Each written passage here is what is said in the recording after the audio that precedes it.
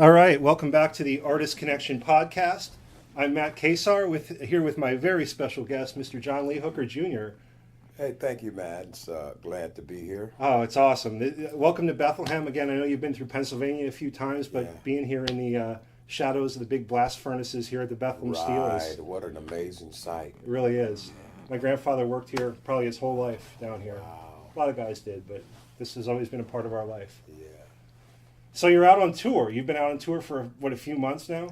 Yes, no, we've been out on tour for about a little over a week. Oh, okay, and, okay. We're finishing up here in Bethlehem, 2 shows in New York, and the last show will be in New York, and then we have a big festival in which we're headlining. Nice. In Westford, Massachusetts. Mm-hmm. Okay.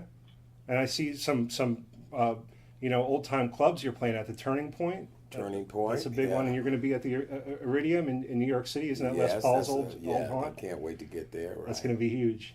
Yeah. So let's talk about you. You know, obviously you come from blues royalty, Mr. John Lee Hooker being your father. A simple question would be, what's that like? But what is that like? When did you first? It's as a child you grow up and I had a custom of walking my dad to the bus stop. Okay. So that he can go to work, and you'd see the neighbors. They would catch that same bus. Yeah. He would have an amplifier and a guitar. They would have a lunchbox, lunchbox and a hard hat. And I thought that was kind of, okay. But I was so accustomed to it. Yeah. And as a child, I was awakened by the music in the basement. Yeah. With Jimmy Reed, and sometimes big stars would come back. The stars of today, the Big Mama Thorntons, the B.B. Kings, just a lot of people. Did you feel the weight of that back then? I mean, to you, these are Dad's friends. Did you? Was it like, oh my God, Jimmy Reed? No, I saw people with long hair coming from Europe. I thought that was unusual because of the accents, and saw cameras on the front porch, and I said, yeah, wow, something to this. But when you grow up in it, my dad playing at bars, and it was unusual, but it was nothing that we said, damn, nothing like that. No. Because we were accustomed to it. Okay, he's a musician, he's a carpenter across the street. They're all just doing their thing, they're doing their work. My dad just has some people say a conflict job. Yeah. Yeah. So it was great. So you sang backup on his. Was it just one album, or did you do? Just one album with my dad live at Soledad Prison. And you're 16 or 17 at the time. Yeah, I'm a kid. But you know nervous and everything. I have the recording, and when you listen to it, just your youthful energy and just the things you're shouting, like "Give it up for my old man." My old man. You don't say old man these days. My language back then was just, can you dig it? Yeah. My old man. And he never, but you let my son call me my old man. What? So you were right up there with him, right? You were right up there next to him, and just right. That was my partner. Yeah. My dad was my friend. That's great. What a man. Yeah, definitely. I mean, it's a huge blues legacy, and for you being a blues musician and I'm a junior myself, but just having that legacy of your father's name and carrying it on. But I'll tell you, and I told you this over the phone, you're certainly doing it justice. I mean, thank you. You're not coasting on that name recognition at all. You're making your own mark, and you're doing your own thing, and that's huge. Thank you. Has it been a long road for you? Well, I had some issues in drugs, alcohol back in the days. That was difficult. But, sure. Nothing's difficult now. I'm clean and sober for many, many years, and I'm thankful to the Lord for picking me up, right? Giving me the desire to want to be picked up, and mostly everybody knows about my past and my history. They read my bio or they read about it in the newspaper, and people don't look down on me because of what I do. Because I'm not my past, I'm my present. You lived through it. You came out the other side. Yeah. And your first album, Blues with a Vengeance, it's when I saw the track list before I even bought it, and I saw, of course you have Boom Boom on there, but you also have one bourbon, one scotch, and one beer. Yeah, and turned that around to me to do a happily ever Oh after. my God, you did. You certainly did. Because, of course, you have your dad's version. He hasn't seen his woman. He's getting drunk. The song ends. He's still getting drunk. You don't know where it ends. It's open-ended. George Thorogood famously redid the song with the house rent blues. He doesn't know where he's going to get his rent. He's looking for a job, can't get the rent.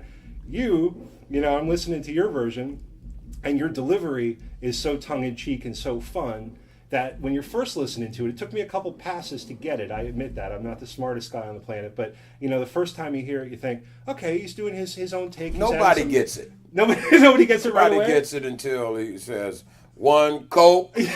Then he turns it around. Nobody gets it because you hear crowds that, wow! Yeah. Well, I mean, you literally turn that into a song of redemption, and it's just amazing how you're so descriptive in the trouble. And again, when you listen to it after you get it, it's like, he's being fun, but he's covering some dark stuff. I mean, going through that stuff wasn't pretty. No. Then someone picks you up and says, you got to turn it around. That's right. You turn it around, you go to rehab, you come out the other side, and just even your description of what happens next is totally different. Walking down the street. But walking down the street, but given the details. Same place where I used to hang out. Same place. But now there's the crack house, and there's Mrs. So and So, and now names are there, and now places are there, and you Still go in the same place. But you turned it around, and you're getting soda. You're not. Thanks be to God. that's just amazing. Old Joe asked me, he said, "You want the same thing? Same thing? Same as usual." Yeah, that's just amazing. So thank you for that. I mean, turning that into just a song of hope and a song of redemption without being. It's not preachy. It's not in your face. This is what I went through, and I came out the other side. Turning it into happiness. Yeah. I also love how the album starts out. Talking about it's gonna get grease on you. So looking out for your crowd. Yeah, we came back with a vengeance after all the destructive behaviors. Yeah. We came back with a vengeance as that bull that's been locked up in Spain behind those bars and matadors teasing them and everything. And as soon as they come out with a vengeance, well, mine was basically the same way. Drug addiction had me held back. Yeah. And prison and the woes of life. And I came out, and the Lord blessed me with a Grammy nomination. Yes. A Comeback Artist of the Year and a BAMI Award, California Music Award. Comeback Artist of the Year. 3 of them. That's huge. That's huge. I mean, I don't want to get too personal, but where were you when things started to go south for you? Where were you in your career? I'm a kid when I was, it started when I was a youth. Then it went somewhere else. And, I am blessed to be here, man. So, yeah. Did you always know the music was going to be there for you when you came out the other side? Sure. I just had to continue to be consistent with what I wanted to do. Yeah. How I wanted to pursue it. I knew I couldn't pursue it with something on my back. Going down that same road. Correct. Let's talk about Europe a little bit. You talked about having some of the European kids on your dad's porch back then. I'm sure they were some of the rock stars of the 60s and 70s. Exactly. Mm-hmm. So now Eric Burden he was one of them as well. Oh, nice. Mm-hmm. Eric Burden was one of them as well. And those same European fans that were with my dad, of course, their kids follow us today. Yeah. It's lines and lines. We got crowds every day in Europe. You were in Europe recently. You're going back, right? Yes, we go back in October. What are those European crowds like compared to here? Amazing. Really? Amazing. It's like the Americans drop something, the Europeans say, I got it. I want it. From the beginning, right? I mean, from those 60s, from those early recordings when even guys like your dad, probably Word on the Top. Same thing. They picked it up and ran with it, and still doing the same thing today. Why do you think that is? What do you think? I don't know. I never, scientifically, I don't know. I haven't researched it.